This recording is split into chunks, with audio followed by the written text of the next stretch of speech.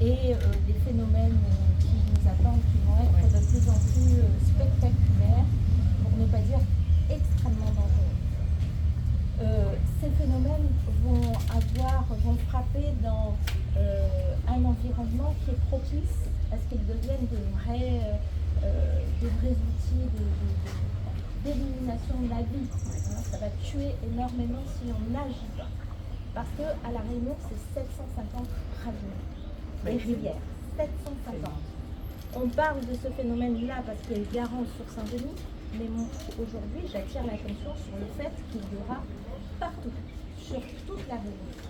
Et donc, il est important que nous puissions d'abord tirer l'expérience de ce que nous avons vécu ensemble pour Garance ici. Et je pense que c'est une expérience qui est très instructive, d'abord dans la méthode, d'abord dans la prise de conscience, la méthode et l'action collective. Je pense que ça, c'est très important. Nous étions à un moment où on était figé par la terreur d'agir et on a basculé dans l'envie collective de transformer les choses. Ça, c'est vraiment très important de le noter. Nous sommes aujourd'hui, vous allez le voir dans la ravine du Thor, en action pour les premiers travaux de protection à la veille des cyclones. Mais le chantier est devant nous, en vérité. Et avec une mobilisation de moyens humains qui est absolument nécessaire. On a eu aussi la chance d'avoir une mobilisation de RTM, qui est quand même un outil qui n'agit pas sur les Outre-mer et qui agit dans l'Hexagone. Et grâce à la ministre précédente de l'écologie, nous avons pu avoir en complément de la technique maîtrisée par le territoire, une analyse qui venait vraiment nous conforter dans l'action à faire. Donc il faut maintenir ce RTM. Je sais que tout ça est en bonne voie, au moins sur les mois à venir. L'autre chose que je voulais dire, ce que je disais au Congrès des maires, il y a eu le plan Valls, on a sollicité un plan du gouvernement pour pouvoir mobiliser 200 millions. À ce sujet, je voudrais dire deux choses. Nous souhaiterions, la Sinor le dira, mais je le dis en tant que maire de Saint-Denis, nous souhaiterions que dans le cadre de ce plan du gouvernement, pour nous accompagner, nous puissions intégrer, non avec plus d'argent, avec les sommes qui sont prévues et budgétées, que nous puissions aussi intégrer une partie des travaux sur les réseaux d'eau pluviale, pas pour toute la ville, je parle du Chaudron, parce que ça, c'est un quartier très habité et qui va être complètement inondé, qui a été complètement inondé. Ça, c'est une chose. La deuxième chose, c'est que je pense que devant nous, c'est des milliards d'investissements à faire. Disons les choses, des milliards sur les 750 rivières. Je ne dis pas qu'il faut endiguer 750 rivières, moi. Je dis qu'il y a des travaux à faire sur les 750 rivières. Et je pense, Madame la Ministre, qu'il faut mobiliser l'Europe. Je pense qu'il faut faire un programme européen spécifique pour les territoires outre-mer, pour qu'il y ait un POE, protection climatique des outre-mer, tel que nous avons eu un POE de rattrapage de nos handicaps structurels.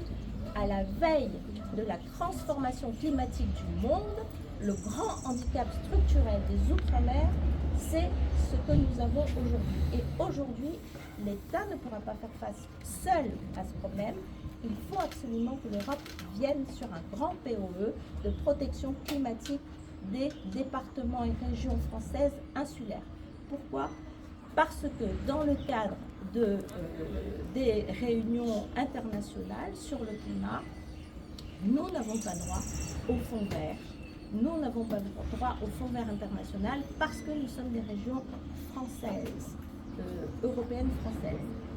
Les États insulaires autres peuvent en bénéficier. Donc je pense, et c'est une demande pour que l'État puisse porter cette parole avec nous, et nous sommes aux côtés de l'État pour porter cette parole qui demain pourrait nous faire signer un grand programme européen pour les régions insulaires pour nous protéger face aux effets du réchauffement climatique. Voilà. Je vous remercie. Merci beaucoup Madame la maire.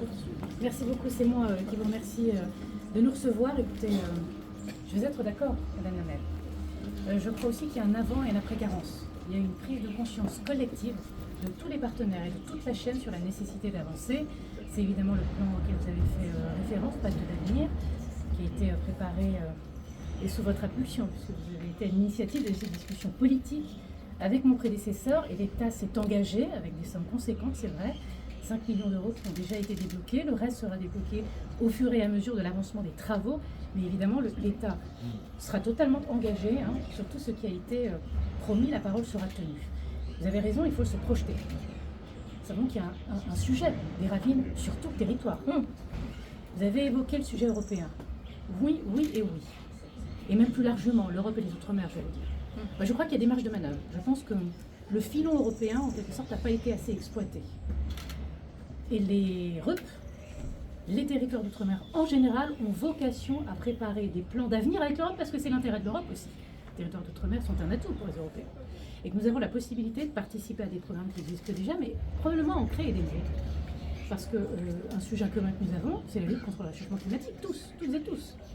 L'Europe, les territoires ultramarins, nous sommes tous concernés.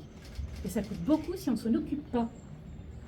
Donc, je suis bien d'accord avec vous, nous allons pousser ce sujet aussi. Il y a des discussions qui sont en cours, mais je suis totalement favorable à ce que nous puissions imaginer une partie spécifique aux ravines. Le chef de l'État, d'ailleurs, est informé de cela. On en a déjà discuté pour ne rien vous cacher. Et donc, nous allons avancer. En tout cas, vous pouvez compter sur mon soutien, bien évidemment, sur le soutien de l'État, des services de l'État, puisque vous êtes en lien avec M. le Préfet. Et je sais que les relations sont très fluides et qu'il y a un excellent travail de fait mené. J'en profite, monsieur le Préfet.